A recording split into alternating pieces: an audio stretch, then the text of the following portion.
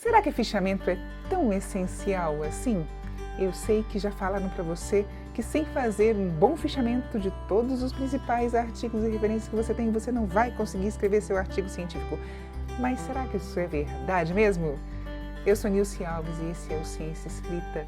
Vem comigo, nós vamos falar um pouco a respeito disso hoje. Na verdade, para essa pergunta do fichamento, a resposta é depende. Depende muito. Depende do quê?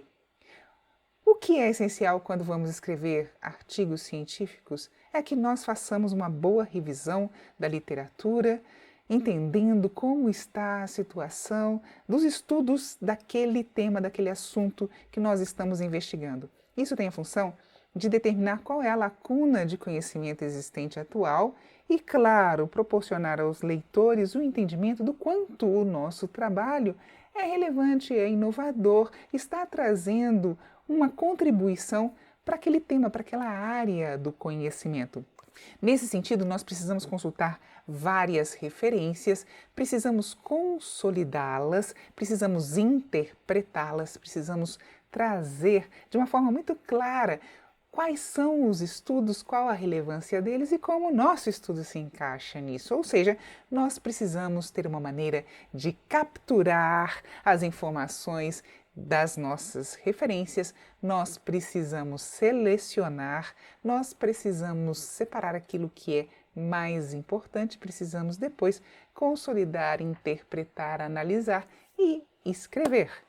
Muito bem, então o que é essencial mesmo é uma forma de fazer isso. Se nós vamos fazer um fichamento ou se nós vamos fazer de outra maneira, depende de você, que é a autora, que é autor deste artigo, juntamente com seus colaboradores. A maneira mais simples é simplesmente lendo os arquivos, lendo aqueles artigos e grifando. Eu gosto muito dessa maneira. Esse grifo pode ser feito tanto no arquivo impresso, que eu particularmente gosto muito, ou pode ser feito grifando o seu arquivo PDF. Depois, claro, você precisa guardar estes arquivos PDFs numa pasta muito bem organizada por temas, de tal modo que você possa acessar esse conteúdo de uma maneira muito fácil. Se você está com material impresso, também convém guardar numa pasta separada por assuntos, de tal modo que você possa depois resgatar exatamente aquele assunto daquele tema.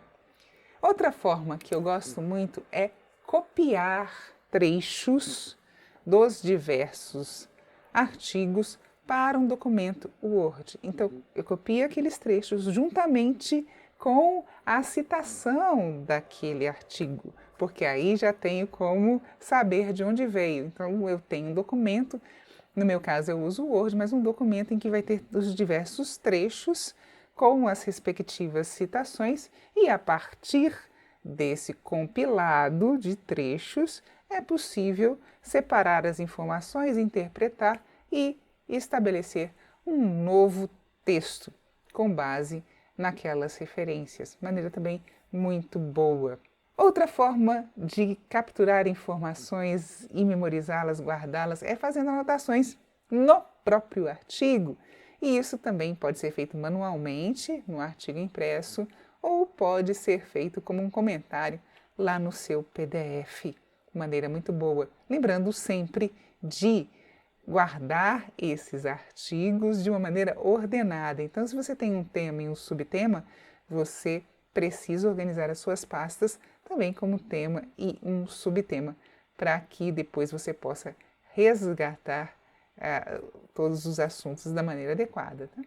Outra forma, também muito analógica, é fazer anotações num caderno. Lembrando sempre que quando essas capturas e esses registros são feitos fora do próprio arquivo original do artigo, do livro, da sua referência, é muito importante que você tenha também a anotação da citação, porque você vai saber exatamente de onde veio aquele trecho, tá? Extremamente importante, senão depois você vai ficar perdido, sem saber de onde você tirou aquela informação. Isso não pode, absolutamente não pode. O mais importante é você ter essa consolidação e fazer isso sempre marcando e deixando o registro de onde está a referência. Faça a primeira coisa, essa referência, depois você coloca o trecho ali, para garantir que você tenha essa informação, tá bom?